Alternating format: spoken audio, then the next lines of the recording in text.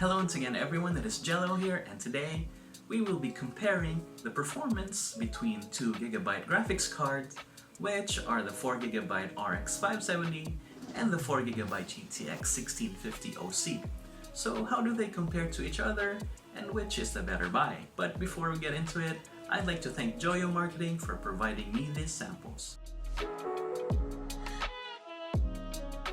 So the RX570 was released about 2.5 years ago, and the 1650 was just released in April of this year, and you also probably know how they perform against each other. But I did some testing on my own system with a Ryzen 5 1600, 16GB of Corsair Vengeance LPX RAM at 3000 MHz, and both of these cards in 5 games, including Control, which is the most recent game from Remedy. All tests were done at Full HD or 1080p with out-of-the-box settings with no tweaking whatsoever inside my mini ITX case, which is the Silverstone SG13. So has anything changed in performance with the latest drivers? Well, here are the results.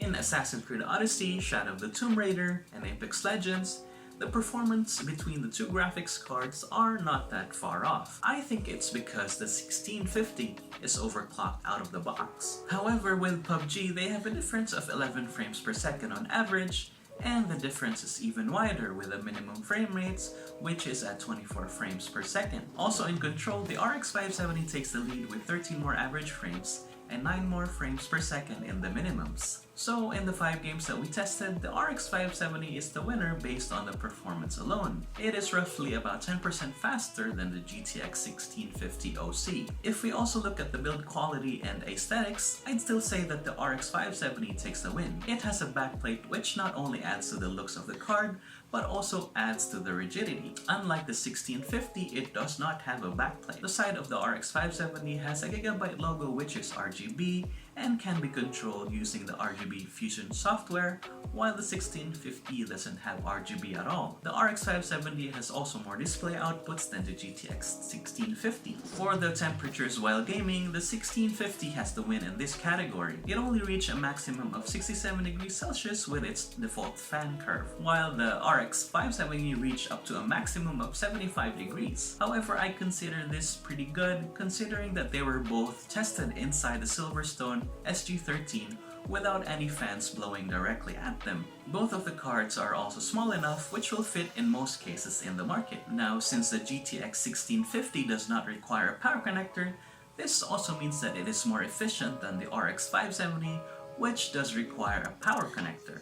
Now let's talk about pricing. For these specific models, the RX570 is priced locally at 6,650 pesos or about 129 USD, while the GTX 1650 is priced at 8,995 pesos or at $173. That was a mouthful. Now this puts the GTX 1650 at a bad spot considering that it's more expensive but performs slower than the RX570. However, this is not Gigabyte's fault, but this is just how NVIDIA priced the card. So which one is the better buy? In my opinion, I would definitely go with the RX570 because it performs better, it looks better, it is priced better than the GTX 1650. Even if it consumes more power than the GTX 1650, it would take a lot of gaming hours to justify the power efficiency of the GTX 1650. I did not have a power meter on hand, but I did try to calculate the power consumption of each card based on my system using the Outer Vision PSU calculator on a worst case scenario, like if you're gaming 24/7 for a whole month. If I did the math right, with the RX570, it would cost you about 3,500 pesos or $67 while the GTX 1650 will cost you about 3,000 pesos or $58 on top of your power bill. Again, that is if you're gaming 24/7. It's not to say that the GTX 1650 is a bad card. It does perform well, but it's just priced poorly at the moment. And there is also no denying that this GTX 1650 is currently the most powerful desktop graphics card that does not require supplementary power. And also, locally, some still prefer NVIDIA over AMD, even if it's more expensive. However, in my opinion, the RX570 is still king of the budget or entry-level graphics card based on price to performance. We'll just have to wait for the successors of these cards. If you want to purchase either of these cards, at least locally, you can get them at Joyo Marketing at any branches nationwide. And that is it for today, and I hope you liked this video. Thank you so much for watching, and see you in the next video.